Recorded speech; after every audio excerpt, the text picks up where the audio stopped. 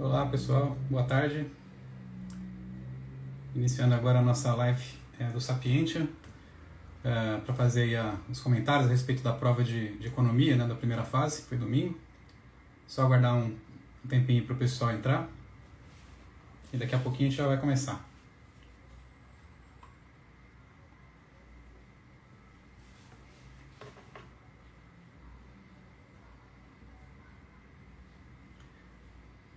Boa tarde para todo mundo.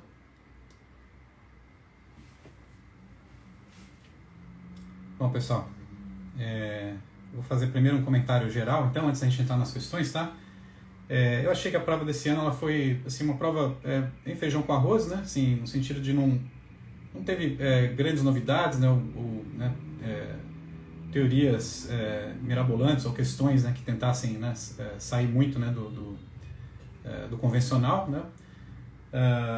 Houve uma ou outra questão que eu vou comentar, né, que eram questões assim, mais específicas, né, autores que não costumavam cair, né, uma questão também de balanço de pagamentos que foi uma questão bastante técnica, né, que também não é muito padrão, né, mas enfim, de qualquer forma, ao menos não estavam com o gabarito errado, né, mas foram poucas questões assim, né, a maioria das questões foram bem convencionais mesmo, né, então eu diria que no geral eu achei a prova de um nível intermediário, fácil para intermediário, né? Não estava uma prova num nível difícil, né? Para quem, né, estudou as teorias direitinho ali, o convencional, feijão com arroz, né? Tava uma prova ok, tá bom? Bom, então, vamos lá, pessoal. Acho que já entrou bastante gente agora, né? Então, vamos começar aí direto então, para as questões agora. Moçada, então vamos lá. A primeira questão, né? Eu estou usando como padrão aqui, tá? A prova da tarde tipo A, né, do domingo. Então, deixa eu só ver se eu consigo colocar aqui a primeira questão.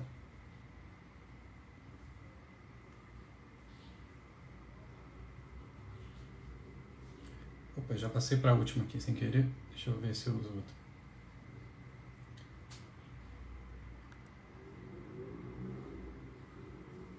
Aqui está. Bom, pessoal, então estou colocando aí a primeira questão, que é a 66, né? Então essa questão, pessoal, ela está falando da execução da política monetária. Então é uma questão sobre política monetária, né? Todo ano sempre cai alguma, né? Sobre política monetária, sobre economia monetária, né? Então ela começa afirmando que a execução da política monetária tem sido influenciada, né, nas últimas décadas por novas visões quanto à política inflacionária e ao controle inflacionário. No que concerne a essas visões, julgue certo ou errado os itens a seguir. Então, o primeiro item é um item falando do Lucas, Sargent e Wallace, pessoal, que são o quê? São três autores da escola Novo Clássica, né? Que é a escola que recebeu esse nome porque ela, digamos assim, resgata, né, aspectos da teoria clássica que o Keynes havia criticado. Então, vai ser uma escola bastante crítica à teoria keynesiana, né? E também é a escola conhecida, né, pelas expectativas racionais, como está dizendo aí o item, né? Então, Lucas, Sargent e Wallace, ao proporem um modelo fundamentado em expectativas racionais, que concluía pela ineficácia da política monetária, baseavam-se nas mesmas premissas da visão monetarista de Milton Friedman, né? Bom, pessoal, então, na verdade não, né? Porque se vocês recordarem as aulas de macroeconomia, né, os estudos de macroeconomia, o Milton Friedman, né, ele já tem uma disputa com o keynesianismo, mas a disputa dele com o keynesianismo é que o keynesianismo defende a política fiscal como instrumento para combater crises, né, da economia capitalista. Então, estimular a demanda via política fiscal é típico da teoria keynesiana. Já os monetaristas, né, o Friedman defendia o quê? Que a política fiscal não é eficaz. O que é mais eficaz para estimular a economia durante uma crise é a política monetária, daí o nome monetaristas, né? E nesse sentido, né, a teoria que o Friedman desenvolve, né, ele vai dizer que a política monetária ela é eficaz, né, para estimular a demanda agregada, ao passo que a política fiscal não de maneira que isso, na verdade, conflita então com os teóricos novos clássicos, né? Que o Friedman desenvolveu inclusive aquela versão chamada versão aceleracionista da curva de Phillips, né? Que ele vai dizer então que no curto prazo, né, a teoria keynesiana funciona, ou seja, é possível sim no curto prazo a política econômica afetar o produto e o nível de emprego da economia, ou seja, as variáveis reais da economia, porém no longo prazo ele vai dizer que não. Os novos clássicos, com as expectativas racionais, eles sequer acreditam que no curto prazo a política econômica possa ter eficácia, né? Então eles não estão de acordo com a teoria monetarista e ao contrário, né? Para os novos clássicos, nem a política fiscal e nem a monetária funcionam, isso nem mesmo no curto prazo, rigorosamente, né? Tanto que para eles, né, no curto prazo, a curva de Phillips vai ter aquele formato vertical, né, já no curto prazo. Enquanto que para o Friedman, apenas no longo prazo, que a curva de Phillips teria um formato vertical, e no curto prazo haveria sim, por exemplo, um trade-off entre inflação e desemprego, indicando que há a possibilidade, né, da política econômica influenciar o produto, né, e o nível de emprego no curto prazo, apenas no longo que não. Tá? Então o que está errado aí, pessoal, é que essa parte que diz que eles se baseavam nas mesmas premissas da visão monetarista do Friedman, né, o que é incorreto. Tá? Então, o primeiro item, portanto, né, da questão 66 está errado. O segundo item, na visão de política monetária proposta por Lucas, a taxa corrente de desemprego é igual à taxa natural quando a taxa corrente de inflação equivale às expectativas de inflação. Bom, pessoal, essa daqui está correta, né? Que, enfim, o Lucas, né, o Robert Lucas, né, que é o autor mais famoso, né, digamos assim, o pai, né, da teoria novo clássica, né, na macroeconomia, ele desenvolve na sua teoria a curva de Phillips, a versão da curva de Phillips com expectativas racionais, é exatamente o que está dizendo esse item, né? Quando a inflação corrente equivale às expectativas de inflação, ou seja, não há, portanto, erros de previsão, né, da inflação, então isso significa que o desemprego sempre vai estar igual à sua taxa natural. Né?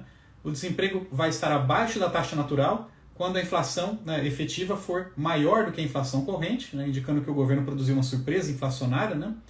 E o desemprego vai estar acima da taxa natural se a inflação corrente for menor do que a expectativa de inflação. Então, quando ela é igual, quando a inflação corrente é igual à expectativa, isso significa então que o desemprego vai estar exatamente sobre a sua taxa natural, exatamente o que diz então aí a versão da curva de Phillips, né, do Robert Lucas, né, na teoria, a versão da teoria novo clássica, a versão da curva de Phillips com expectativas racionais. Né. Terceiro item, pessoal, pela definição, né, de expectativas racionais, agentes racionais não são capazes de cometer erros. Né. Bom, pessoal, nota que na verdade a teoria das expectativas racionais não diz que os agentes não cometem erros, né? Ela diz que, né, os agentes tendem a acertar as expectativas de inflação médias, né, de inflação vão tender a acertar os verdadeiros parâmetros, ou a inflação efetiva. Tá? Isso não quer dizer que não haja, né, agentes que possam cometer erros. Okay? Então é muito forte você dizer que pela própria definição de expectativas racionais os agentes não cometem erros. Não, eles podem cometer erros sim. Tá? Não a teoria das expectativas racionais não diz que os agentes são infalíveis. Né? Então também está errado aí o item 3, né, por esse motivo. Então, o item 3 está incorreto. Quanto ao item 4, ao Banco Central do Brasil cabe decidir a meta para a inflação, as diretrizes para o câmbio e as normas principais para o funcionamento das instituições financeiras, entre outras atribuições. Bom, pessoal, as diretrizes para o câmbio, né, de política cambial, e as normas para o funcionamento das instituições financeiras, né, claro, o Banco Central ele tem uma autonomia maior, né? Embora as diretrizes, né, na verdade, as diretrizes gerais, né, para a política monetária no Brasil, elas não são dadas pelo Banco Central, mas sim pelo Conselho Monetário Nacional. Por exemplo, a meta de inflação, que está dizendo aqui, né, que cabe ao Banco Central decidir a meta para a inflação, está errado. Na verdade, o Conselho Monetário Nacional é que é o órgão encarregado por decidir a meta de inflação. O Banco Central ele é o agente executor da política monetária, né? Ele não é aquele que dá a diretriz, né, ou dá a meta de inflação, por exemplo. Então esse item está claramente errado. Tá? Então o Conselho Monetário Nacional que define a meta de inflação e o Banco Central vai, né, por meio da política monetária, perseguir aquela meta que foi, né, estabelecida pelo Conselho Monetário Nacional. Então o item 4 está errado também. Vamos agora para a questão 67, pessoal, que eu já deixei também aí na tela, né?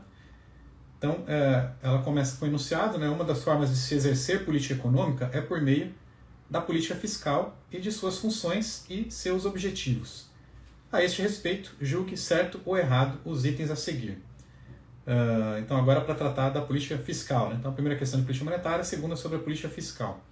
Primeiro item. A ação do governo por meio da política fiscal tem como função buscar um alto nível de emprego, estabilidade de preços e taxas apropriadas de crescimento. Bom, pessoal, o gabarito está certo, tá? E de fato, sim, não vejo nenhum problema com essa resposta, tá? Porque de fato, um dos objetivos quer dizer, a política fiscal ela tem esse objetivo de trazer uma estabilidade macroeconômica, né?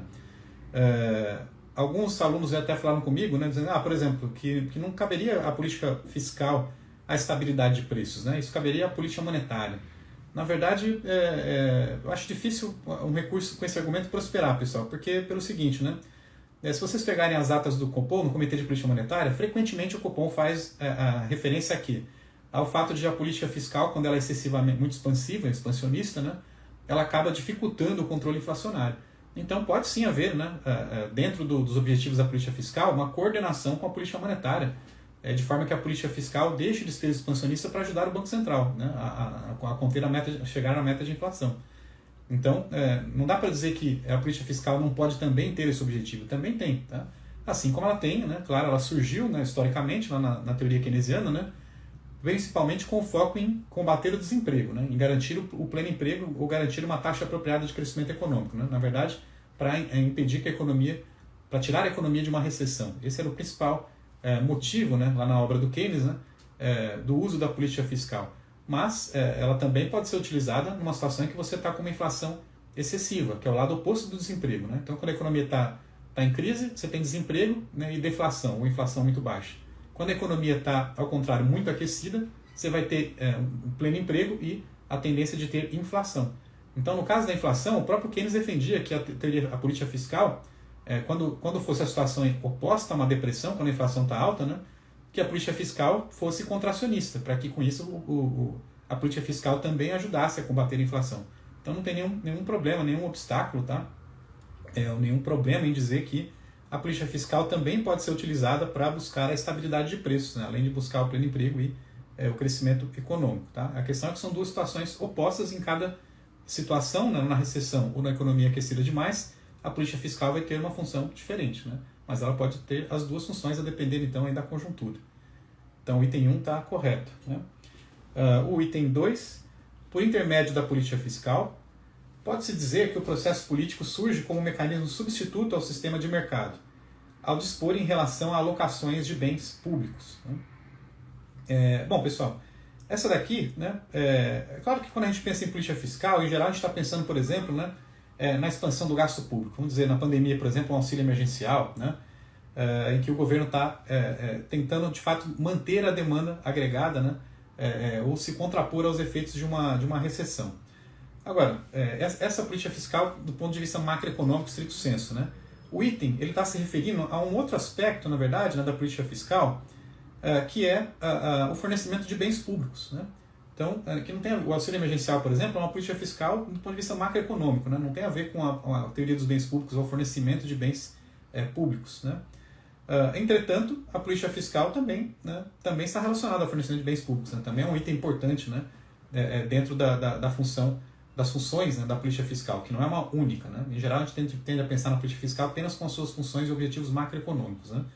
Mas, do ponto de vista da teoria dos bens públicos, né, em que os bens públicos são uma falha de mercado, né, ou seja, o setor privado não teria incentivo em produzir bens, né, que tem o problema do carona, ou seja, que não tem como você cobrar, porque eles não têm exclusibilidade, né, não tem como cobrar das pessoas por este bem. Então, a tendência é ou o Estado fornecer esses bens, né, porque o setor privado não forneceria, ou o Estado fazer concessões, né, e permitir que o setor privado cobre taxas, né, por exemplo, para o fornecimento desses bens. Né? Então, está correto quando diz aqui que, nesse sentido, o processo político, ou seja, o Estado, né, e as decisões orçamentárias, né, que passam pelo processo político, no sentido de que é o legislativo que define o orçamento, né, do Estado, inclusive a parte do orçamento que vai ser alocada para o fornecimento dos bens públicos. Né? Então, nesse sentido, pode-se dizer, sim, que o processo político, né, via Estado, substitui o mercado. Na teoria dos bens públicos, é exatamente isso que o Estado faz. Né? Os bens públicos, na teoria microeconômica, surgem exatamente com aquele momento, ou aquela situação em que o Estado pode melhorar os resultados do mercado. Tá? Então, o Estado ele vai, portanto, substituir o mercado no fornecimento desses bens, já que o mercado não forneceria aqueles bens adequadamente. Okay? Então, para mim também, eu não vejo problemas aí no item 2. Tá? A resposta, o gabarito, né, está como correto. Okay? Então, 67, item 2, correto também. O item 3. A política fiscal é incapaz de alterar a distribuição funcional da renda de uma sociedade. Né? Bom, pessoal, essa daqui já está errada, né? Claro, porque o que é a distribuição funcional da renda? Né? seria aquela distribuição, a distribuição da renda, né, entre os fatores de produção, a renda do capital, a renda do trabalho, né? Ora, tem pelo menos uma maneira pela qual, né, o Estado, que nós podemos dizer que é também uma política fiscal, né, pela qual o Estado pode, por exemplo, alterar a distribuição funcional da renda, né, definindo o salário mínimo. Então, se o Estado, por exemplo, aumenta o salário mínimo de forma continuada, né, como foi feito aí, aliás, até alguns anos atrás, né, o que vai acontecendo? O Estado está mexendo na distribuição funcional da renda. Ele tende a aumentar a renda do trabalho, né, na economia. E, de fato, a massa salarial, como porcentagem do PIB, né, a participação da renda dos salários, né, do trabalho no PIB, aumentou, né, durante os vários anos em que você teve uma política continuada de aumento do real, né, do salário mínimo, aumento do salário mínimo acima da inflação. Além disso, também a política fiscal pode, na sua acepção de política fiscal, de buscar o pleno emprego, ela também tem impacto sobre a distribuição funcional da renda. Na medida em que quanto maior for o desemprego, menor tende a ser os salários e menor tende a ser a participação do trabalho na renda, né? Então, quando o governo, via política fiscal, persegue o pleno emprego, né, isso faz com que aumente, né, portanto, a participação dos salários na renda. Então, o Estado pode sim afetar, né, a participação, a distribuição funcional da renda de uma sociedade. Tá? Então, o item 3 está errado. Né? Então, 67, item 3, o gabarito está errado, né, e está, a meu ver, correto. O item 4, um dos principais instrumentos da função distributiva da política fiscal são os tributos. Né? Então é correto, pessoal. De fato, a política fiscal, né, ela pode ter na tributação um instrumento sólido, né, de mudança da distribuição de renda. Né? Outro fator também que pode afetar a distribuição funcional da renda, né, também contrariando aí o item 3. Né? Por exemplo, se o governo, a nossa estrutura tributária, que é uma estrutura tributária muito concentrada, né, nos bens, em bens e serviços, né, e pouca tributação sobre a renda e sobre a propriedade. É uma estrutura tributária que acaba penalizando os mais pobres, né, na medida em que os mais pobres acabam sendo tributados proporcionalmente mais do que os mais ricos, né, quando esses tributos são indiretos, como a maioria dos tributos são indiretos. Então, consequentemente, né, o item 4 está correto, ou seja, a política fiscal ela pode ser utilizada via tributação também para modificar a distribuição da renda de uma economia. Então, se você tiver uma reforma tributária, por exemplo, né, que é defendida por alguns economistas, né, que desonere os tributos indiretos, reduz os tributos sobre os bens, né, o ICMS, por exemplo, né, o ISS, né, os bens e serviços, e aumente o imposto de renda e imposto sobre propriedade, a tendência é você melhorar a distribuição da renda, transferindo renda dos mais pobres, dos mais ricos para os mais pobres, né, e invertendo, né, o nosso sistema tributário, que hoje é um Robin Hood às avessas. Né? Então, o item 4 está correto, pessoal. De fato, um dos principais instrumentos, né, da função distributiva da política fiscal são os tributos. A forma de tributar, pela forma de tributar, o Estado pode, portanto, mudar a distribuição da renda na sociedade. Né? Então, item 4, né, o gabarito está correto, a meu ver também. O item 4 é certo. Né? Agora vamos passar, então, pessoal, para a questão 68. Deixa eu passar aqui para a próxima questão. Então, estamos aqui. Opa, voltei para 66, 67.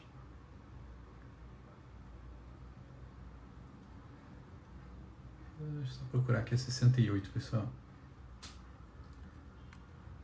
Isso, então tá aqui, questão 68 e 69, né? Bom, pessoal, então, o Instituto Brasileiro de Geografia e Estatística, IBGE, detalha a metodologia para registro das transações internacionais no sistema de contas nacionais. Quanto a este registro, julgue certos ou errados os itens a seguir. Primeiro item, as importações de bens detalhadas por produtos são avaliadas a preços CIF. Né? Só lembrando o que é o CIF, pessoal? Cost, Insurance and Freight, ou seja, são os bens em que está incluído, né, ali os custos, né, de transporte, né, do frete, e também os custos de seguro. Né? Então você tem junto, né, a balança comercial e a de serviços, né, porque a balança comercial está o bem importado e na balança de serviços está ali os custos de frete e os custos de seguro desse produto. Né? Pessoal, o item está correto, tá? Embora seja uma questão extremamente técnica, né, que eu até achei estranho, né, perguntar uma coisa tão técnica, pelo seguinte, na verdade, se a gente for olhar as importações de bens, né, no balanço de pagamentos, elas, tanto as importações quanto as exportações, elas são colocadas nos seus valores a preços FOB, né? Ou seja, Free On Board, que é quando você tira, né, os custos de seguro e de frete. Porque aí você separa só a balança de bens, né, do que a balança de serviço. Porque seguro e frete vai para a balança de serviço, na balança comercial, estritamente, você teria sem o preço do bem, sem o frete, sem o seguro. Entretanto, pessoal, de fato, né, quando você detalha por produtos, e esse é o ponto central aqui, tá? Notem que está aí as importações de bens detalhadas por produtos. De fato, quando está detalhado por produto, aí a divulgação do IBGE é a preços CIF e não a preços FOB. Tá? Então isso de fato é uma questão aí, uma pegadinha, né? Extremamente técnica, né? Que de fato pode ter pegado muitas pessoas, né? Porque, enfim, de fato na balança comercial está a preços FOB, mas quando se detalha por produto, né? Essa abertura por produto nas contas nacionais, quer dizer, na balança de pagamentos, né? Está a preço FOB e nas contas nacionais, quando se detalha por produto, né? Elas de fato estão avaliadas, né, a preços CIF, tá? Incluindo o valor do frete e do seguro. Bom, pessoal, então o item 1, tá? Ele está correto, né? E, enfim, de fato, né, essa tecnicalidade, aí, embora seja uma questão muito técnica, né, eu não gostei dela por exigir aí né, que vocês tivessem um conhecimento extremamente técnico, né, e detalhado, mas de fato está correto, tá? O item. Item 2. Todos os serviços de transporte e de seguros relativos à importação prestados por produtores residentes e não residentes, e incluídos no valor CIF da importação por produtos, são globalmente deduzidos. Então, no sistema de contas nacionais, o total da importação de bens é sempre registrado a preços FOB. Né? Então, isso que eu comentei agora há pouco no primeiro item, certo? Ou seja, de fato, isso que eu poderia ter confundido, né? Que o total da importação no sistema de contas nacionais, né, e como vai aparecer também na balança comercial, ele é dado a preços FOB. Né? Você deduz os custos de frete e de seguros. Por quê? Porque custos de frete e seguros vão entrar na balança de serviços, né, e não na balança comercial. Então, para separar as duas, você, né, coloca fretes e serviços separadamente. Né? Então, de fato, eles são deduzidos. Né? Então, quando se detalha por produto, é a preço CIF. Quando vai colocar o total, né, das importações, daí é preços FOB, e aí você deduz o valor do custo e dos custos de frete e de seguros. Né? Então, o item 2 também está correto. Né? Os dois são complementares, né? Os dois mostram, né, por que um é CIF e o outro é FOB. Né? O item 3 agora. Os usos são transações que reduzem o saldo de um setor institucional, enquanto os recursos são transações que aumentam o seu saldo. Algumas transações podem ser apenas recurso dos setores institucionais, né, como a produção, por exemplo, ou apenas uso, como o consumo intermediário. Outras são registradas tanto nos usos quanto nos recursos, como os juros. Né? Bom, pessoal, essa também é uma questão extremamente técnica, né? Também não é uma questão que eu pelo menos, eu não gosto desse tipo de questão para um concurso da natureza do CACD, né? Afinal de contas, vocês não vão estar prestando um concurso do IBGE, né? Vocês estão prestando um concurso de diplomata, né? Vocês têm que, na minha visão, entender, né? Entender os conceitos, né? Mas não precisam entender todas essas tecnicalidades, né? Mas, pessoal, de fato, né, nas contas nacionais, né, quando você tem as contas de recursos e usos, né, quando se fala em recursos, são as entradas, né, os créditos naquelas contas, né, como está dizendo aqui. Então, e os usos, ao contrário, são os débitos. Né? Então, os usos eles debitam, né, os valores, os usos são as transações que vai ter um débito, né, vai representar um débito naquela conta, do setor institucional, enquanto que os usos, os recursos representam créditos ou entradas naquelas contas. Tá? E como está dizendo aqui, né, de fato, né, algumas transações podem ser apenas recursos, como a produção. Né, a produção, quando a gente está analisando, medindo o PIB pelo lado da oferta, né, vai entrar a produção como um recurso. Né, ou também algumas transações, como está dizendo, podem ser apenas uso, como consumo intermediário. Né? Então, por exemplo, na conta de produção, quando você vai achar o PIB pelo lado da oferta, você vai pegar o quê? O recurso é a produção, né? E o uso, o consumo intermediário. Então a produção você soma menos o consumo intermediário, que é um uso, né? E aí o saldo disso vai te dar o quê? O PIB a custo de fatores. Né? Então você tem o PIB pelo lado da oferta, que é o recurso, que é a produção, menos o uso, que são os insumos intermediários, ou o consumo intermediário da economia. A diferença entre um e outro vai te dar o saldo da conta de produção, que é o valor do PIB a preços, a custo de fatores de produção, antes dos impostos e subsídios. Né? Quando você soma impostos, subtrai subsídios, aí você vai ter o PIB a preços de mercado. Bom, pessoal, então, embora seja extremamente técnico, tá? De fato envolvia aí que vocês tivessem olhado as tabelinhas de recursos e usos, né? E não só olhado, né? Porque vocês teriam que memorizar e lembrar que de fato tem algumas transações que entram só como uso, outras só como recurso, né? E ainda outras que são registradas tanto em uso como recurso, como é o caso dos juros, né? Porque os juros de fato eles são eles vão ser um débito para alguns setores institucionais e vão ser crédito para outros setores institucionais, como o setor financeiro. Então, no setor financeiro, o juro entra como um recurso, né? É um recebimento de juros. Para outros setores, entra como um uso, que é um custo, né? Você tem que pagar juros pelos empréstimos e financiamentos. Enfim, então, pessoal, o item todo está correto, tá? Embora seja um item extremamente técnico, né? Então, eu não sei se muitos, né, conseguiriam responder, né, dada a natureza técnica aí do item. Okay? Mas vamos lá. No item 4, as transferências sociais em espécie correspondem aos bens e serviços individuais fornecidos gratuitamente ou a preços simbólicos pelo governo ou por instituições sem fins de lucro a serviço das famílias às famílias. Né? Bom, pessoal, está correto. Né? Então, quando a gente fala de transferências sociais em espécie, está falando de transferências em bens e serviços. Né? E transferência é exatamente o que está dizendo aqui, tá? Então está definindo, né, o que são as transferências sociais em espécie, que é quando o governo transfere, né, bens e serviços, né, gratuitamente, certo? Então, meramente é a definição, né, do que são as transferências sociais em espécie. Né? Então o item 4 também está correto. Pronto, vamos agora então para a questão 69. Né? O conceito de elasticidade emprestado da física tem grande importância na economia. Da mesma forma que a elasticidade de um material remete à medida da reação a uma força exercida sobre esse material, também nas ciências econômicas o termo se refere a uma certa medida da força com que uma variável muda diante da mudança de outra variável. Considerando o conceito apresentado e a teoria microeconômica, julgue certo ou errado os itens a seguir. Vou tomar uma aguinha aqui.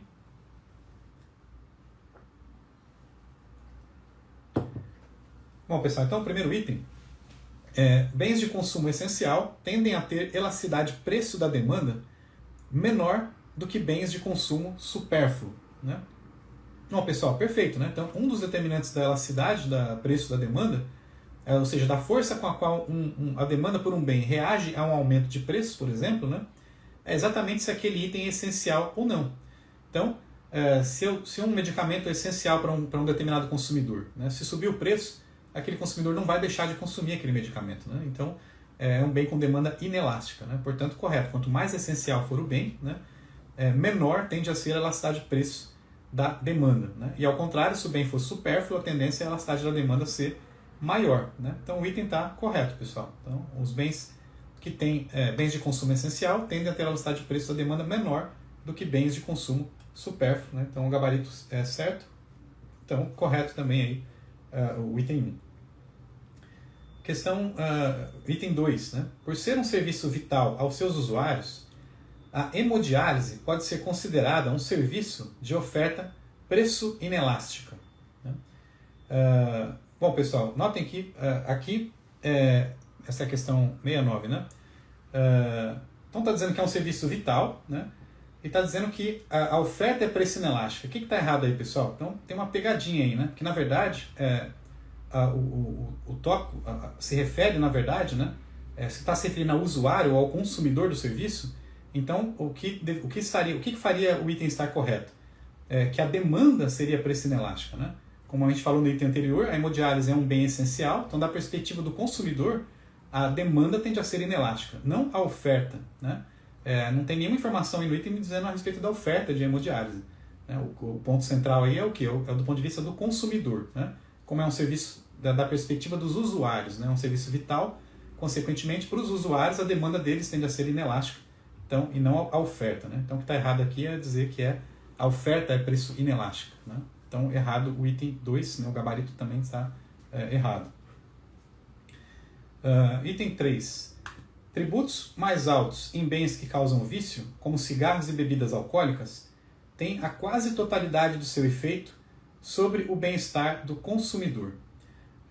Bom, pessoal, está correto, né?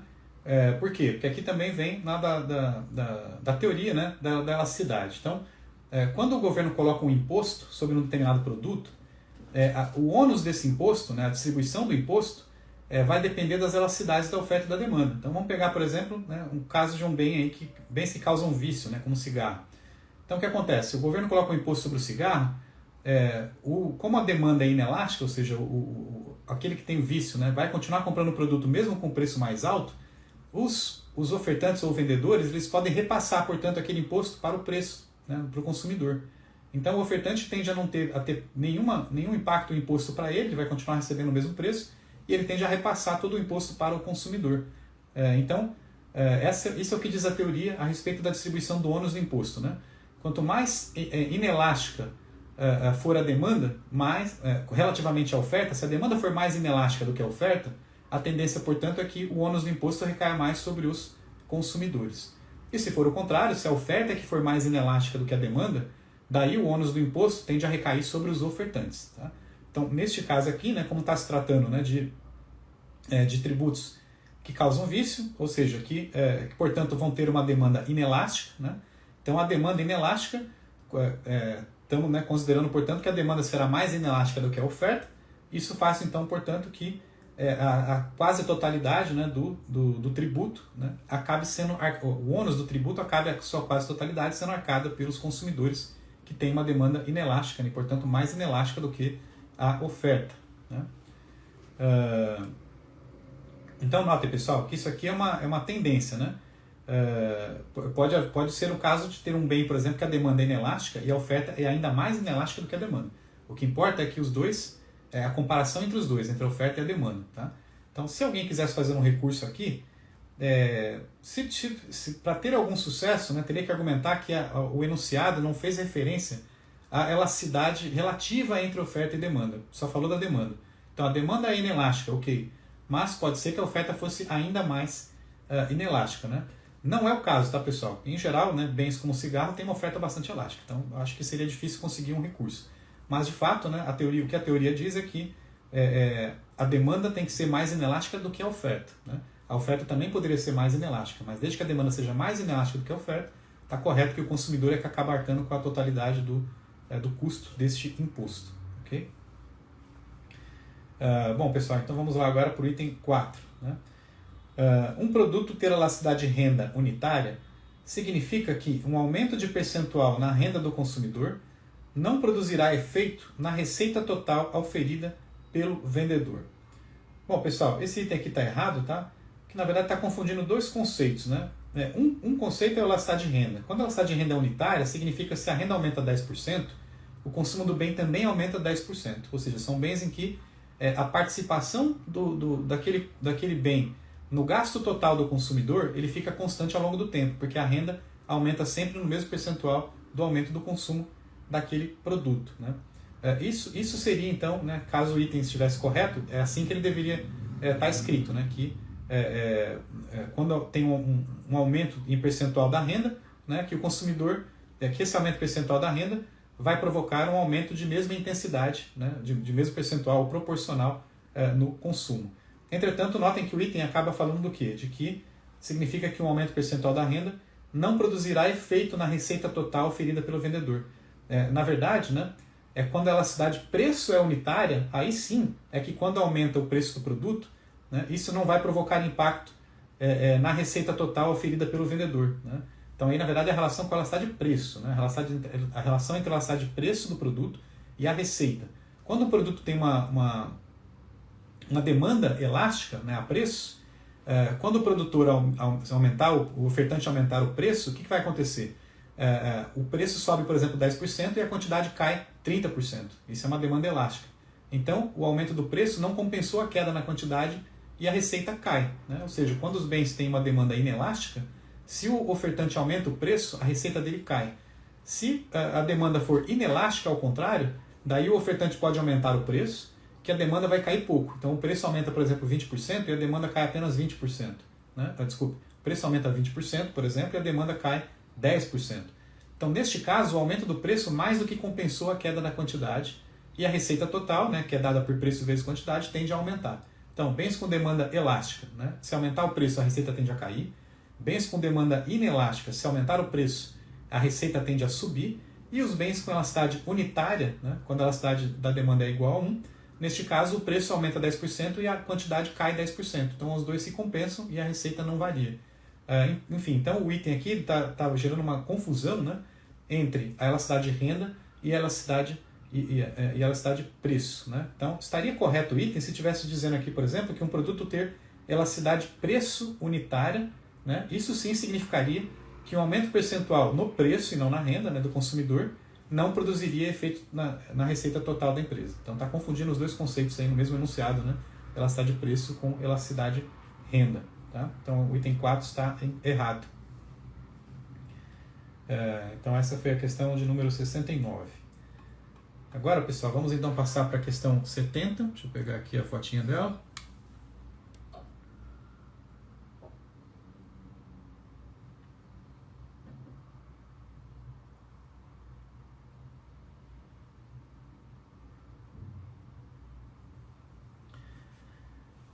Pronto.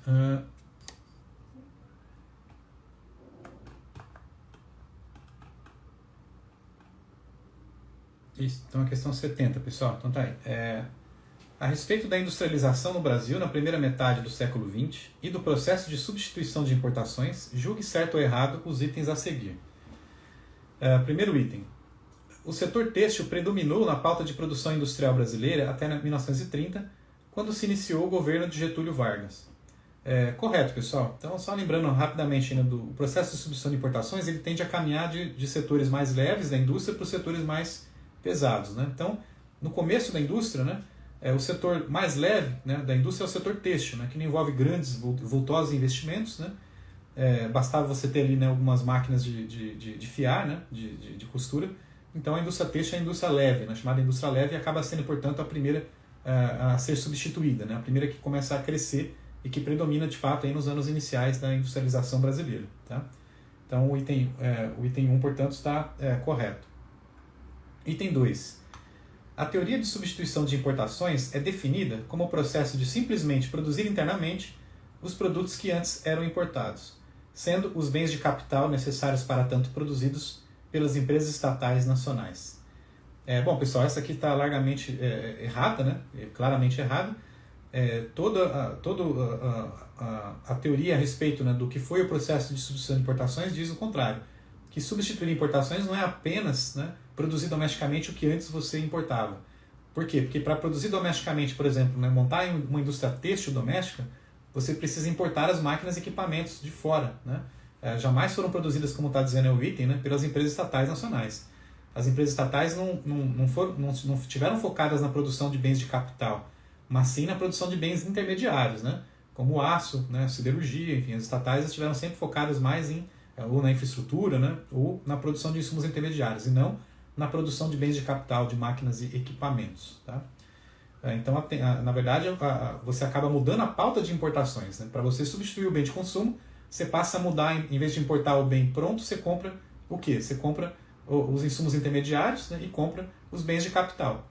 As estatais começaram a substituir os insumos intermediários, mas isso só já milagre econômico, e entrando no segundo PND, que o principal objetivo do segundo PND foi, né, as empresas estatais produzirem internamente os insumos intermediários que você precisava importar antes, né? Por exemplo, o petróleo, né? Por exemplo, o aço, enfim. E aí você substitui a importação desses outros itens também. Mas jamais dá para dizer, né, que nem que o Estado, nem que as empresas estatais foram responsáveis, né, pela produção dos bens de capital, e menos ainda que a teoria da substituição de importações é definida como apenas importar, né, os bens que antes você exportava. Você tem toda uma mudança da pauta, né, e toda uma dinâmica nesse processo que vai caminhando para você ir paulatinamente substituindo primeiro a indústria leve, depois a indústria de bens de consumo durável, depois, finalmente, né, lá no segundo PND já, substituir inclusive a indústria mais pesada, né, para a produção de bens de capital doméstica e também a produção de insumos intermediários. Então o item 2 está errado. Né? O item 3, antes de 1945, o capital norte-americano não teve participação nos investimentos diretos voltados ao processo de industrialização brasileiro. Né? Bom, pessoal, essa também é flagrantemente falsa, né? Desde as décadas iniciais do século XX, os Estados Unidos já tinham, sim, uma participação importante, né, nos investimentos diretos para o Brasil. Tá? Então, você tem aí diversos episódios, diversos momentos, né, em que o capital dos Estados Unidos era bastante importante e foram assumindo uma importância ainda cada vez maior conforme, né, a Inglaterra, que predominava os investimentos ingleses, né, no final do século XIX, comecinho do século XX, os Estados Unidos paulatinamente foram tomando o lugar na Inglaterra, né, como principal fonte, né, dos investimentos externos diretos na economia brasileira. Então o terceiro item também está errado, né? E o item 4, o regime de múltiplas taxas de câmbio estabelecido pela política cambial no fim da década de 30, ratificada pela missão chefiada por Oswaldo Aranha em Washington, permitiu haver certa proteção à indústria nascente no Brasil na época, antes que impostos sobre importação e exportação fossem estabelecidos no fim da década de 1940. Né? Bom, pessoal, tem aqui duas coisas erradas que eu vejo aqui nesse item, pelo menos. Né? Primeiro, que o regime de taxas múltiplas de câmbio, né, ele começa em 53, né, com a instrução 70 da SUMOC, quando Oswaldo Aranha era ministro do Getúlio Vargas no segundo governo Vargas, e não no primeiro governo Vargas. Né? Mas o segundo governo Vargas, então, você tem em 1953 a instrução 70 da SUMOC, que cria o sistema de taxas múltiplas de câmbio. Tá? Então, está errada essa informação aí. E a segunda está dizendo também que, pelo menos o item leva a entender, né, que antes do fim de 1940 não havia impostos sobre importação e exportação, né? Como está dizendo aí, né? Antes que impostos sobre importação e exportações fossem estabelecidos no fim da década de 40. Olha, impostos sobre importação e exportação já existem muitas décadas anteriores, né? Então, ao contrário, né? Durante o período da economia agroexportadora, os impostos sobre o comércio exterior eram a principal fonte, né, de receita do governo. Só depois é que você passa a ter um aumento, né, dos impostos sobre consumo, né? Já lá com o Campos Salles, né, e com o Joaquim Murtinho, que aumenta os impostos de consumo para aumentar a arrecadação do governo, né, sobre os itens vendidos no mercado interno. Né. Mas antes, né, muito antes, você já tinha os impostos sobre o comércio exterior, né, eles sempre já existiam muito antes do final da década de 40. Né. Então, duas informações erradas, pessoal, porém nessa aqui o gabarito oficial veio como correto. Tá? E essa questão que eu orientei, foi a única questão que eu achei que de fato, né,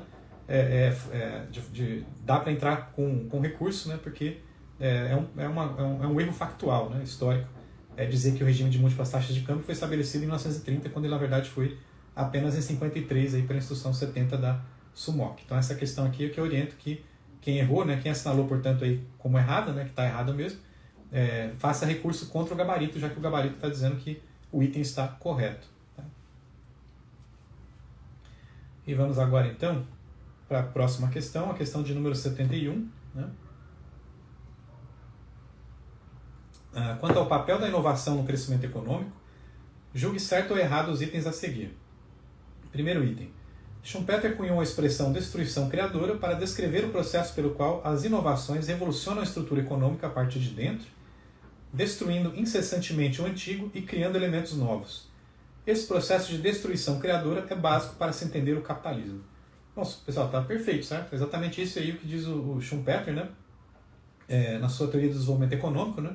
Ele desenvolve então essa ideia, né, esse conceito de destruição criadora, que é exatamente como está dizendo aí, tá? É o processo pelo qual a inovação tecnológica acaba, portanto, quebrando, né, toda a estrutura econômica anterior com isso, né, nesse processo de destruição do antigo, ela cria, né, elementos novos que vão ser responsáveis pela própria dinâmica do desenvolvimento econômico, né? Não apenas o crescimento econômico no ponto de vista quantitativo, né, de crescimento do PIB, né, e do PIB per capita, mas também, né, o desenvolvimento econômico no sentido qualitativo. Né?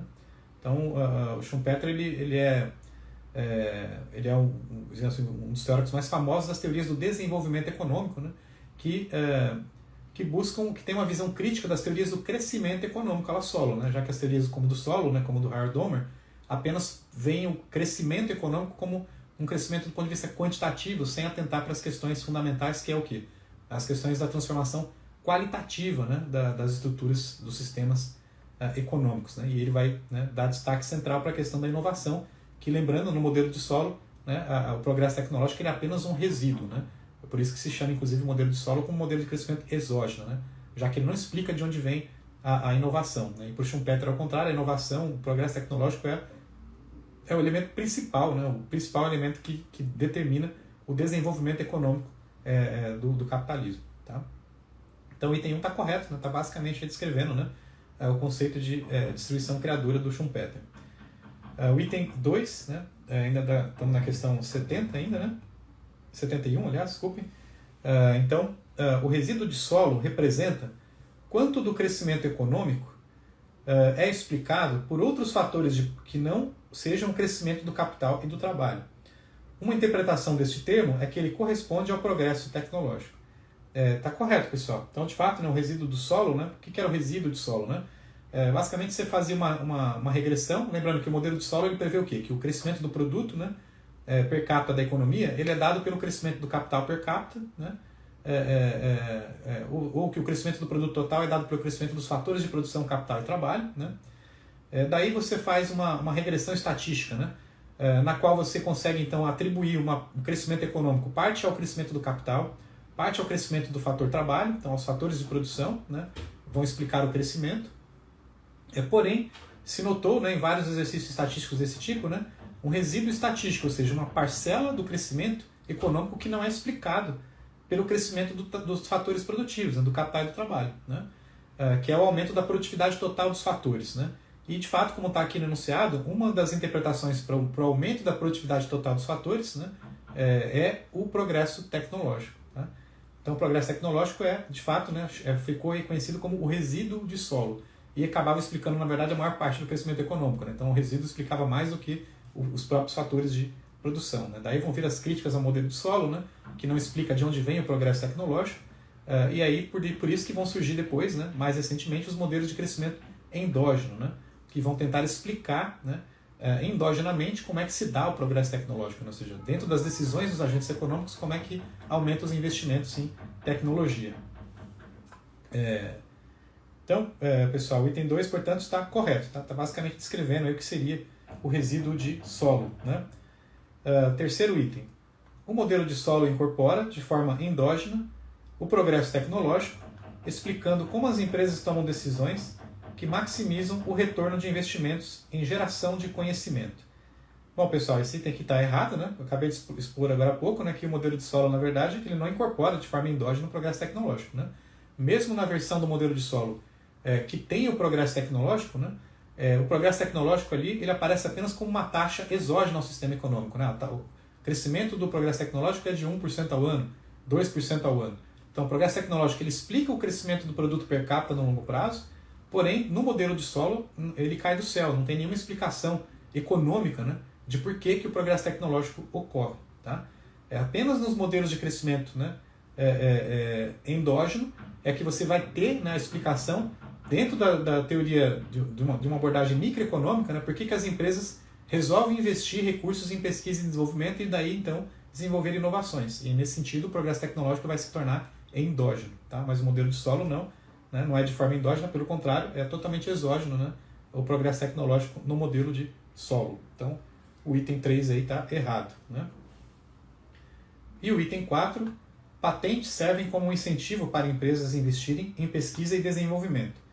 A relevância desse estímulo mostra-se por meio de acordos sobre os aspectos de direito de propriedade intelectual relacionados ao comércio, que estabelece padrões mínimos para as leis de patentes entre os países membros da Organização Mundial do Comércio. Né? Bom, pessoal, então, está falando de duas afirmações. Né? A primeira, que as patentes servem como incentivo para as empresas investirem em P&D, e está correto, né? Ou seja, se não existisse a possibilidade da empresa patentear uma inovação e, portanto, ela ter lucros extraordinários como monopolista, né? Durante um tempo e recuperar, portanto, os investimentos que ela fez em P&D, não teria nenhum incentivo das empresas em investirem em P&D. Né? Se qualquer um pudesse depois copiar, né, a inovação que aquela empresa teve e vender livremente. Né? Então não haveria nenhum incentivo para isso. E a segunda parte também está correta, está se referindo aos acordos, o acordo TRIPS, né, da OMC, que trata exatamente, né, dos aspectos de direitos de propriedade intelectual relacionados ao comércio, né, que era uma demanda dos países envolvidos que queriam, né, um acordo geral para a proteção, né, dos direitos de propriedade intelectual, né, de patentes, como uma forma de combater a pirataria, né, que tende a ser ainda maior nos países em desenvolvimento, né, ou seja, os países em desenvolvimento que estavam copiando, né, produtos, né, serviços, patentes, né, dentro dos seus países, né, e quebrando, portanto, direitos de propriedade intelectual. Então, esse acordo foi exatamente nesse sentido, né, de garantir ao máximo aí os direitos de patentes para as empresas inovadoras que, em sua maioria, estão nos países em desenvolvimento, nos países desenvolvidos, né, e por isso então que esses países tinham um interesse maior nesta pauta, né, que acabou aí surgindo, então, acabou sendo, né, portanto, regulamentada, né, aí no âmbito da OMC. Então, o item 4 também está correto. E aí, vamos passar agora então para a questão 72. Deixa eu pegar aqui a próxima.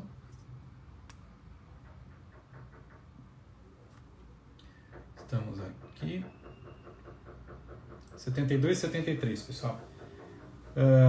Bom, vamos lá então. Então, pessoal, com relação à economia brasileira no período da Primeira República, julgue certo ou errados os itens a seguir. Primeiro item. A política de valorização do café, definida pelo Convênio de Taubaté em 1906, foi inicialmente exitosa. Entretanto, acabou por transferir para o futuro o problema do excesso de oferta de café no mercado mundial.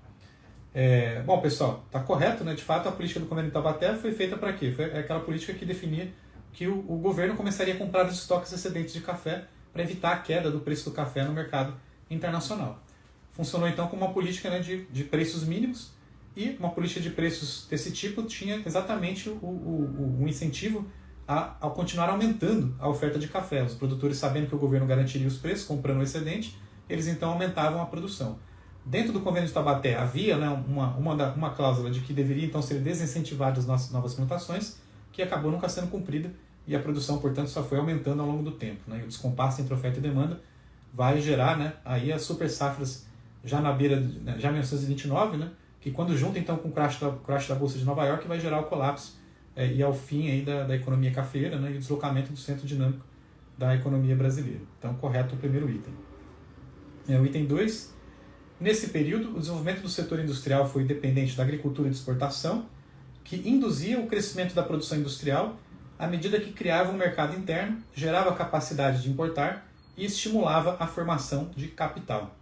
Corretíssimo, pessoal. Então também é um item que só está descrevendo nas relações na economia agroexportadora, né, entre a economia agroexportadora e a produção voltada para o mercado interno, inclusive o setor industrial, né, ou seja, o desenvolvimento do setor industrial nas primeiras décadas do século XX estava sempre ali a reboque da agricultura. Então a agricultura gerava renda, que essa renda via efeitos multiplicadores keynesianos, né, o Celso Furtado explica isso muito bem, e então estimulando o desenvolvimento de alguma indústria, ainda que incipiente, né, voltada para as atividades, para o mercado interno, né, da economia. Então, correto aí o item 2 também.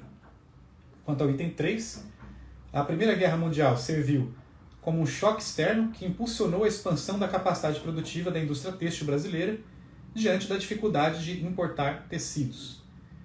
Bom, pessoal, essa daqui está errado pelo seguinte, né?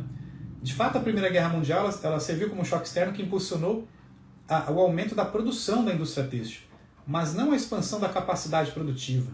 Porque, na verdade, você cresceu a produção industrial, mas usando capacidade ociosa, né? Na medida em que durante a guerra você não tinha, né, divisas para importar insumos. Né? Lembra que assim começou a guerra em 1914, o Brasil fechou a caixa de conversão porque não tinha mais divisas, deixou então o câmbio se desvalorizar, e também fez um funding, né? Ou seja, fez uma renegociação da dívida. Né? Então não havia divisas para importar máquinas e equipamentos para aumentar a capacidade produtiva. Então o que está errado aí é que está dizendo que expandiu a capacidade produtiva. O que expandiu foi a produção têxtil. A capacidade produtiva dependeria de importar máquinas e equipamentos, que era impossível naquele momento. Então a produção cresceu utilizando capacidade ociosa, né, herdada do período anterior, construída no período em que a economia estava bem do ponto de vista externo, que tinha divisas para importar máquinas e equipamentos. Tá? Então, o terceiro item tá errado, né, o gabarito, e de fato eu concordo com o gabarito. Eu creio que também tá errado, eu não vejo também muito como fugir aí do gabarito nisto. E o item 4, a criação da Caixa de Conversão em 1906 foi resultado da busca por enquadrar a economia brasileira dentro das regras do padrão ouro, com a adoção do câmbio flexível utilizado por seus principais parceiros comerciais. Bom, pessoal, está correto, né, que a Caixa de Conversão foi criada para enquadrar a economia brasileira no padrão ouro. Só que o padrão ouro era câmbio fixo, né, não câmbio flexível. Então, o que está errado aí é que está dizendo que foi a adoção, que a Caixa de Conversão teria representado, né, uma adoção do câmbio flexível, né, que não é verdade. O câmbio com o padrão ouro o padrão ouro se caracteriza por um regime de câmbio fixo e não de câmbio flexível, né? Bom, pessoal, eu vou, como já estamos aí bem em cima do fim do prazo de 1 hora da live, eu vou encerrar agora e já volto de novo, tá? E aí eu dou alguns minutinhos para vocês entrarem novamente, né? Porque a gente ainda tem mais uma questão, e aí eu faço os comentários finais, tá bom? Então eu vou encerrar agora e já retomo rapidinho. Então, retomando aí a partir da nossa questão 73 agora, pessoal. Então, considerando o crescimento e o desenvolvimento econômico, julgue certo ou errado os itens a seguir. Primeiro item. Nos parâmetros do modelo de solo, o aumento da taxa de poupança é irrelevante para o nível de renda per capita de longo prazo de uma sociedade, pois o estado estacionário é afetado somente pelo nível de produtividade. Bom, pessoal, está errado, tá? Porque no modelo de solo, ao contrário, a taxa de poupança ela é sim relevante para o nível de renda per capita.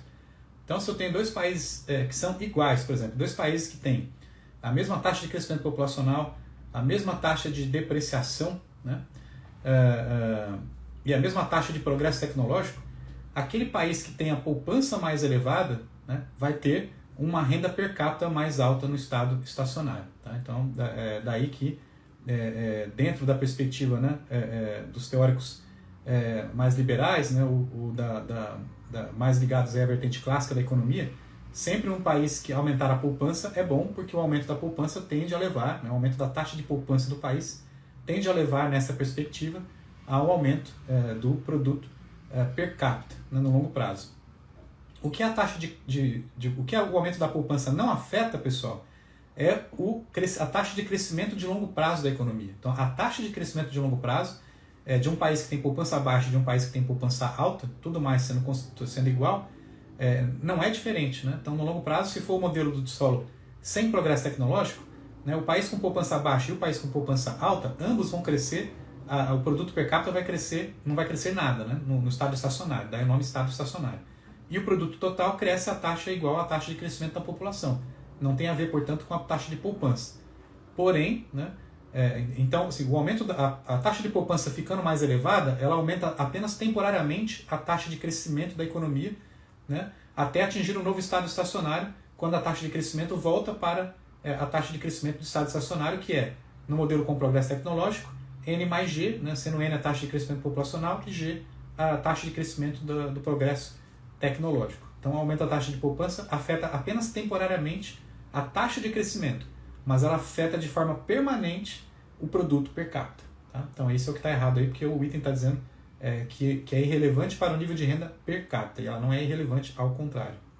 Então, o primeiro item é errado. Né? Segundo item, pessoal. Segundo neo-institucionalistas como Douglas North, as instituições, entendidas como as regras do jogo de uma sociedade, são o principal elemento responsável pelo aumento do nível de renda nos últimos séculos. Né? Bom, pessoal, essa questão está correta, tá? Que está dizendo exatamente aquilo que diz o Douglas North, né? que inclusive ganhou o Prêmio Nobel, né, de Economia, por essa nova abordagem a respeito do tema do desenvolvimento econômico, né? Que ele destaca as instituições, né, como sendo elementos fundamentais para entender por que alguns países cresceram, se desenvolveram mais do que outros ao longo da história. Então ele vai trazer elementos não econômicos. Né? Se vocês pensarem no modelo de solo, por exemplo, né? No modelo de Hardomer, que são os modelos de crescimento econômico, eles dizem que o crescimento econômico ocorre apenas pelo aumento dos fatores de produção e pela tecnologia. Né? Então, são modelos meramente, digamos assim, quantitativos, né? Que você explica quanto cresce em termos, né, de numéricos o PIB per capita, no produto per capita da economia. Os modelos dos neo-institucionalistas como North, eles estão preocupados com outra coisa, né? São as mudanças qualitativas na nossa sociedade que são dadas pelas instituições. Né? Então, as instituições sociais acabam sendo ou favoráveis ou desfavoráveis ao desenvolvimento econômico. Então, ele defende que a diferença entre países pode ser explicada não por dotações de fatores, né?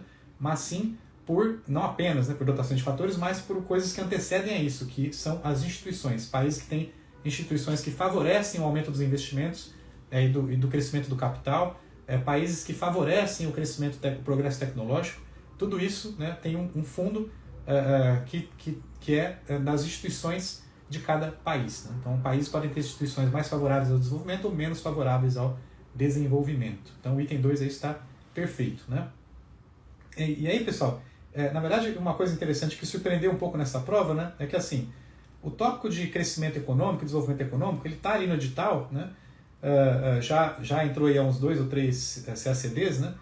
Mas até agora só estava se explorando de fato, né, as teorias clássicas, né, do crescimento econômico, que é o modelo de Solow, o modelo de Howard-Domer, né, foram os modelos que caíram aí nas últimas provas, né, e também está explicitamente no edital, fora dos modelos de crescimento econômico, né, explicitamente no edital está o modelo de Schumpeter, né, que é uma teoria do desenvolvimento econômico, como eu mencionei agora há pouco, né, que trata de questões qualitativas, né, não apenas quantitativas, como é o modelo de Solow e o modelo de Howard-Domer, né, destacando a questão da inovação, no caso do Schumpeter, né. E notem que neste ano, né, entraram aí mais 3 autores, né, que são esses 3 itens aqui, o Douglas North, o Robert Allen e o Jeffrey Sachs, né, que são autores que também tratam do desenvolvimento econômico, mas que não são autores, digamos assim, ali do mainstream, né, dos livros textos sobre crescimento e desenvolvimento econômico, né. Esses autores não são autores que aparecem ali nas principais teorias, né. Então, enfim, como não havia uma referência bibliográfica indicada pela banca, né, para crescimento econômico, para o tópico de crescimento econômico e desenvolvimento econômico, em geral, né, a gente sempre estava esperando que viessem os autores clássicos, né? Então, Solow, Howard-Domer, o Schumpeter que está citado explicitamente, mas não se esperava que fossem começar a entrar esses outros autores, né? Então, de fato, foi meio inesperado, né, que se perguntasse sobre os neostitucionalistas, por exemplo, né? Mas, enfim, o fato é que agora a gente sabe, então, que eles quando estão falando ali no edital de teoria de desenvolvimento econômico, né, de crescimento econômico, eles também estão pensando de forma mais geral em várias outras teorias, né, das quais, né, algumas estão aqui nesses itens, né, da questão 73. Né. O item 3, ele fala do Robert Allen, né, então, de acordo com o economista Robert Allen, a Revolução Industrial e o consequente aumento do nível de renda são principalmente causados pelos altos salários e pelo baixo preço da energia observados na Grã-Bretanha do final do século XVIII. Então, notem, pessoal, o item está correto, tá? De fato, o Robert Allen ele é um historiador, né, que escreveu sobre a Revolução Industrial, e aqui então uma das explicações, né, que ele dá sobre por que na Inglaterra que surgiu a Revolução Industrial, né? Então, entre as explicações que ele dá, são aí os altos salários e o preço baixo da energia. Os altos salários porque acabava então incentivando a aumentar o uso de máquinas, né, colocar máquinas que pudessem substituir os trabalhadores, né, que é um dos elementos centrais aí da Revolução Industrial. Né. Então, o item está correto. E o baixo preço da energia, que também é fundamental para você conseguir colocar, por exemplo, né, as máquinas para funcionar. Você precisa ter energia barata. Então, energia barata e salário trabalhador caro, isso faz com que você opte pelo uso de máquinas. Né. Então, essa é basicamente a teoria pela qual ele explica que a Revolução Industrial, né, pôde surgir então na Inglaterra, no final do século XVIII. Mas notem, pessoal, que não é propriamente um autor que a gente vê em livros de crescimento e desenvolvimento econômico. Né? Eu nunca vi o Robert Allen citado nesses livros. Ele, na verdade, é um historiador econômico, ele está tratando das razões pelas quais a Revolução Industrial se dá na Inglaterra. Né? Então é mais um texto de história econômica propriamente do que de teorias do desenvolvimento econômico. Né? Ele é mais um autor que está explicando o desenvolvimento econômico na prática, real. Não, né, um teórico do desenvolvimento econômico. Então, acho até que caberia mais essa questão, talvez na prova de história mundial, do que propriamente na prova de economia, dado que na prova de economia, em geral, está mais concentrada em questões teóricas, né, e não nas questões do desenvolvimento econômico, e não em questões, né, históricas. Né. Mas, enfim, apareceu aí na prova de economia e de fato está correto o que o item está dizendo. E o item 4... Economistas como Jeffrey Sachs atribuem a fatores geográficos, como a propensão à incidência de malária, uma contribuição substantiva para as diferentes trajetórias de crescimento e a presença de armadilhas da pobreza. Pessoal, mesmo comentário que eu fiz anteriormente, né, para o Robert Allen. Né? O Douglas North ele ainda é de fato um autor que aparece sim nos livros de desenvolvimento econômico mais recentes, né, por conta do institucionalismo ter ganho uma expressão aí, importante nas últimas décadas, especialmente, né, inclusive, né, porque o Douglas North acabou recebendo aí o prêmio Nobel, né, pela sua teoria, pela investigação a respeito do papel das instituições no desenvolvimento econômico. Agora, Robert Allen, como eu falei, é muito mais um historiador, não é alguém que vai aparecer nos livros de crescimento e desenvolvimento econômico. Né? O Jeffrey Sachs também não aparece nos livros de crescimento e desenvolvimento econômico, né, pelo menos não nos que eu conheço, nos livros mais convencionais. Mas, enfim, dá para entender por que ele está aqui, né, nessa prova. O Jeffrey Sachs, pessoal, eu tive contato com ele na graduação, né? Não contato pessoal, né? Contato com a obra dele, porque ele tinha um livro de macroeconomia, que era o livro da moda naquele momento, né? Então eu, na graduação, estudei macroeconomia, né? Com o livro do Jeffrey Sachs. E o Jeffrey Sachs ele ficou bastante conhecido porque ele foi ele sempre esteve próximo das organizações multilaterais, né? Do Banco Mundial, e aí ele acabava sendo um cara que ia implementar programas liberais, né? De redução do gasto público, de políticas ortodoxas, né? Para, digamos assim, arrumar a casa, né? Nos países em desenvolvimento, né?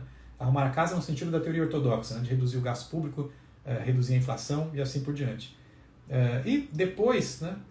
Ele acabou, mais recentemente, né?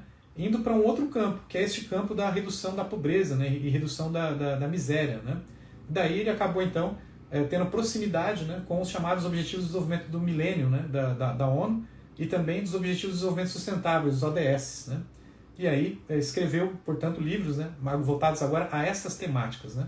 E acho que é por isso, então, que, né, por essa relação com a ONU, né, os Objetivos de Desenvolvimento Sustentável e os Objetivos de Desenvolvimento do Milênio, que ele acabou, então, sendo trazido para a prova. Né? Então, aí agora eu recomendo que, né, eventualmente, para outras provas que, né, tenham um contato maior aí com as teorias do Jeffrey Sachs e também com o tema, né, dos Objetivos de Desenvolvimento do Milênio e dos Objetivos de Desenvolvimento Sustentável, que podem ser temas que venham a ser explorados aí, inclusive na terceira fase ou eventualmente em próximos concursos. Né? E, pessoal, o que está dizendo no item 4 também está correto. Tá? Então o gabarito está correto e, de fato, o Jeffrey Sachs, ele, na sua teoria, atribui, né, a fatores geográficos, né, como a propensão à incidência de malária, como sendo uma contribuição substantiva mesmo para que alguns países, né, especialmente na África, estejam presos na armadilha da pobreza. Tá? Então, de fato, né, essa é a argumentação que ele tem desenvolvido aí, e por isso que, dentro dos Objetivos de Desenvolvimento do Milênio, né, um deles é acabar com a pobreza extrema, né, porque ele diz, então, que quando os países estão, especialmente os países da África, né, estão num nível de pobreza tão extrema que não há como eles saírem dali sozinhos, né? Então, a partir daí, você precisa ter ajuda externa, ajuda de outros países, e ele defende que os países desenvolvidos apliquem um percentual pequeno, né, do PIB dos países desenvolvidos para ajudar os países pobres a saírem dessa armadilha da pobreza. Tá? Então, tudo isso, né, como foi para vocês, está no bojo aí dessa participação do Jeffrey Sachs, né, no âmbito dos temas dos Objetivos de Desenvolvimento do Milênio e dos Objetivos de Desenvolvimento Sustentável, e é por isso que ele está aí na prova. Tá, pessoal? Então, recomendo que passem a estudar esses temas, né, também aí dentro da prova de economia. Eram temas que antes de fato não entravam, né, como eu falei para vocês. O edital ele sempre foi muito vago a respeito de que exatamente deveria se estudar em termos de teoria do crescimento econômico e teoria do desenvolvimento econômico. Né. Então, teorias do crescimento sempre, né, a gente estava ali concentrados no que caiu na prova, que era Solow e Howard Domer. Schumpeter é o único de teoria do desenvolvimento econômico, né, no sentido qualitativo, que aparece explicitamente no edital. Mas agora, né, a prova mostrou que, né, a banca está querendo que vocês estudem também outras teorias de desenvolvimento, como os adicionalistas, né, Douglas North, e outros autores que apareceram aí, como Robert Allen e agora também o Jeffrey Sachs, que traz aí o tema da armadilha da pobreza e dos objetivos do desenvolvimento do milênio. Tá bom? Então, eu acho que essa questão aqui, pessoal, ela foi uma questão que pode ter pego de fato muita gente no contrapé, né, porque de fato acho que pouca gente estava estudando isso para o CACD. Né? Eu mesmo, como professor, não estava atento a essas teorias. Né? Embora tenha feito um mestrado que foi em economia institucional, né? Douglas North era o principal autor do que a gente lia, né, durante o mestrado. Apesar disso, né, para efeitos do concurso, como estava muito vago ali o tópico, né, eu nunca ensinei nas minhas aulas, né, o neo-institucionalismo, né, mas vou passar a acrescentar agora, tendo em vista que, né, aparentemente eles estão ampliando as teorias do desenvolvimento econômico que são exigidas na prova. Tá bom? Bom, pessoal, então com isso nós chegamos ao fim dessa correção, tá? Então isso é o que eu tinha para dizer para vocês a respeito da prova deste ano, tá bom? Então, um abraço a todos aí e até uma próxima.